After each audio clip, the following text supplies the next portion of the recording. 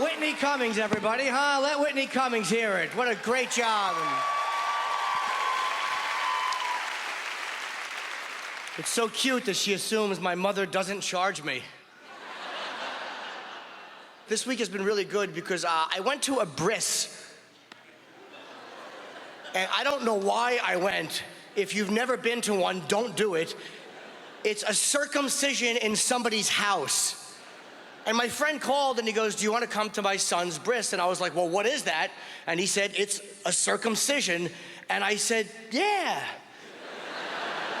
I was like, how fucking stupid. I could have said anything in that moment. Like, I'd love to, but I committed to a beheading.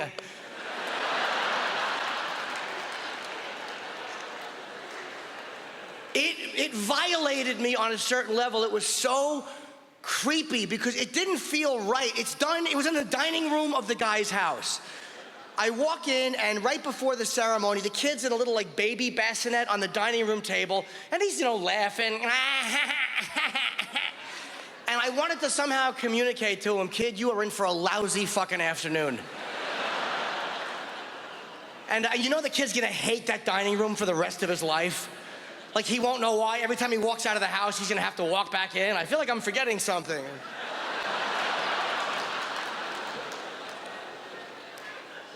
And again, I know nothing about Jewish custom. I'm not Jewish, but apparently it's in really poor taste during a bris to sit right up front and applaud wildly and cheer on the moil. One more inch, one more inch. And that's the guy who does the circumcision. He's called a moil, which again, I don't know anything about that custom. I don't know who the moil is. I imagine he's the least popular Jew. I don't know what makes you want to do that. Like, I understand why you'd want to be a rabbi or a priest or a bishop or whatever, but like, what is your motivation? Like, I want to serve God, but I hate baby dicks.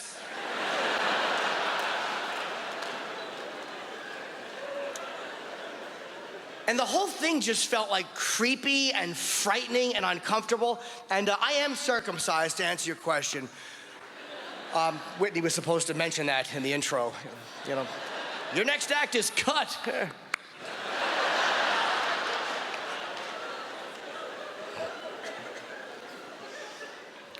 I turned 45 about a month ago, and I've been single for 2 years.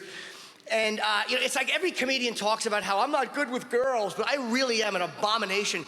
And it's because I don't have the right energy to approach a woman. I just don't women like a certain big, fun energy. I don't have big, fun energy. I have rapist energy. Which is all, I'm not a rapist. Although who says that but a rapist? For some reason, it's not comforting when you qualify yourself as a non-rapist. Like, hey, why don't you come over? I'll respect no, don't worry. You don't put that on your Match.com profile. Hobbies, not rape.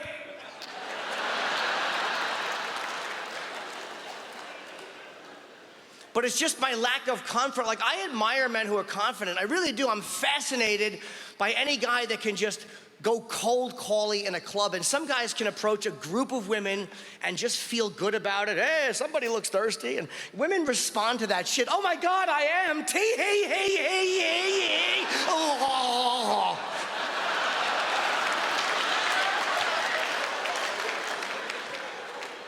I don't have that, I fucking just panic too much. Like, the first time a woman usually sees me, I'm lurking in her peripheral. Just kind of rocking back and forth like I have to shit.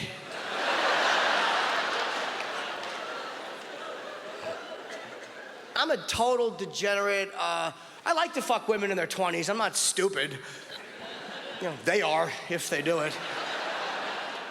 And I was with a girl recently. She was probably about 23, and completely unexpectedly, she just blurts out, "Fuck me, daddy."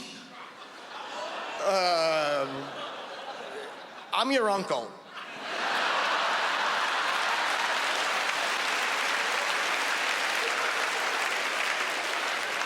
Let's not offend the Lord any more than we have to.